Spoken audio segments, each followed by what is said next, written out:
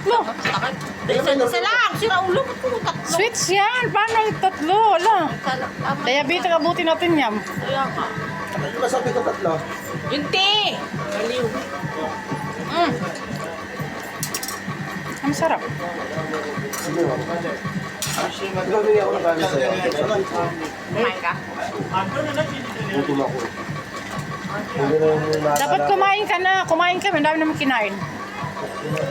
May ketchup. Pareho kayo may ubo. Okay. Sa kanya ko anak ko. Kapal ang mukha mo. Ay. Kapal ang mukha mo. Eh, ebidensya. Lablap. Pareho ang green tea na. Thank you. Yun na lang ng lugaw. May lugaw kayo? Meron po. Para sa lugaw. Tagawin. Ikaw maglugaw ka.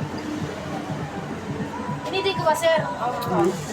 Maya-maya na siguro konti. Initin, painit mo na. Ako ba't ba initin mo na? Bakit? Kakain ka? Hindi. Wala ko natin yun dyan. Pwede ko agad pagdating. Pwede ko. Oo. Para pag dating doon, kakainin mo na. Inantay ng green tea. Sige o. Sunurin naman pala eh. Mainit. May sugar Lamigin pa to. mo. Eh, kumain pala tayo ng matamis kaya para katamas. Uwi ka buwan. Sabi mo, huwag na. Uwi ka pag wala na sila. Para pag ma-accident sila, buhay ka, tangi. Di ba?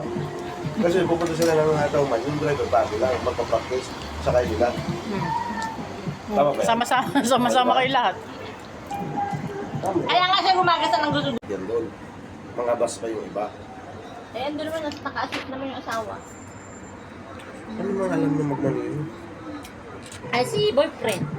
Hindi naman makakasama yun eh. Di ba sasama si boyfriend? Hindi yun. Di ba raw siya sasama? Kapag nalaman sasama ko, sasama yun. Noon. Pero, hindi siya papayarin ng kumanda. Kaya nga, inunahan ko na siya eh. Paano mo siya papayag? Ba't may pasok ba kaya? Saan ba na may pasok kami? Ah,